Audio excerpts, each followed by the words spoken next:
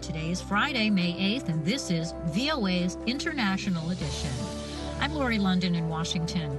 Coming up, a personal valet to the president tests positive for the coronavirus. The president says he and the vice president are fine. In fact, I had one yesterday and I had one today, and it's negative. Mike just had a test and it's negative. Kenyan authorities closed 2 neighborhoods deemed coronavirus hotspots, leaving authorities cut off and some shoppers trapped. Also ahead, a prominent British Nigerian rapper has lost his battle with the coronavirus. It's all on today's International Edition.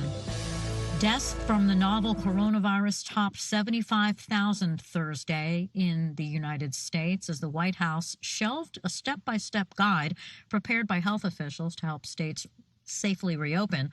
National Institutes of Health Director Francis Collins testified before a Senate committee Thursday and said tests for COVID-19 need to be more readily available across the nation. As America moves back into public spaces but seeks to avoid increased infections with COVID-19, tests have to be more accessible, ideally to people at the point of care, to make it easier for everyone to get tested.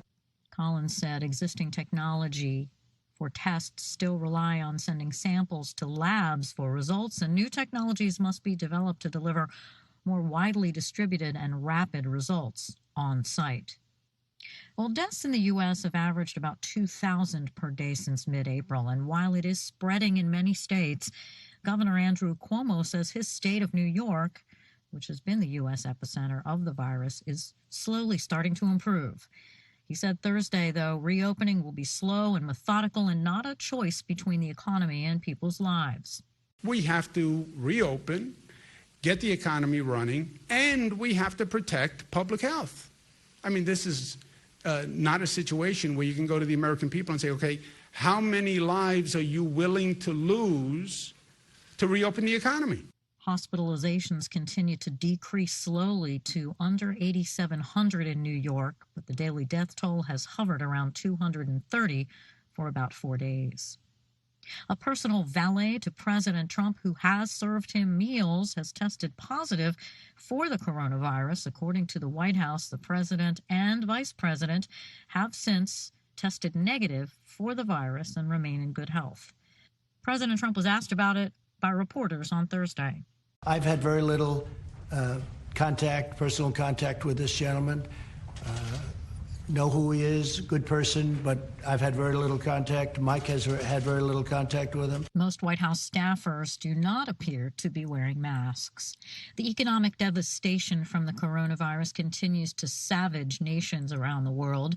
33 million people have sought U.S. unemployment benefits since the virus hit, and nearly 3.2 million workers applied for jobless aid just last week. PNC Financial Services Group chief economist Gus Fauché tells the Associated Press the enormity of the impact can't be understated. Before the coronavirus pandemic hit, initial claims were about 200,000 per week. So they're now about 16 times higher than what we saw.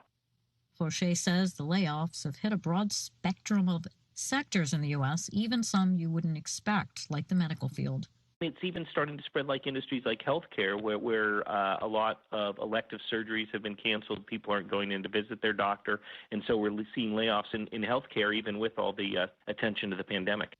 Zimbabwe is seeking talks with foreign creditors to clear decades of debt and warning that without more funds, the cash-strapped government may not be able to cope with the economic impact from COVID-19.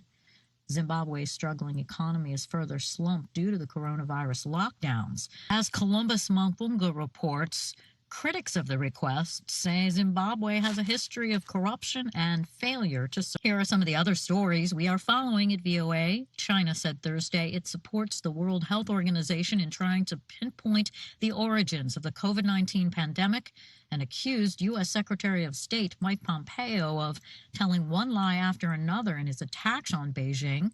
The virus has killed more than 255,000 people worldwide, including more than 70,000 in the U.S. the worst affected country since it was first identified in the Chinese city of Wuhan in December. Well, the World Health Organization says a novel coronavirus could kill between 83,000 and 190,000 people in Africa in the first year and infect between 29 and 44 million in the first year if it's not contained. The projections in the new WHO Africa study is based on assumptions that no containment measures are put into place.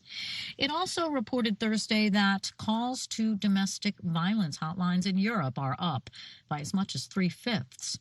The WHO says alcohol and drug abuse combined with close confinement and coronavirus lockdowns are fueling abuse of the most vulnerable. The stress and anxiety bred by weeks of restrictions on public life have made uncertainty, separation, and fear part of daily life for many.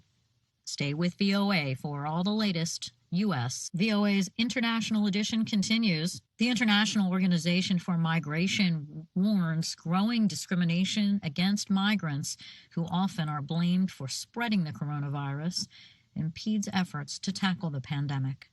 Lisa Schlein reports for VOA from Geneva. International Labour Organization economists warn lockdown measures to contain the spread of COVID-19 will increase poverty among the world's 2 billion informal workers. Jobs in the informal sector exist in all regions of the world, but they are most prevalent in low-income countries.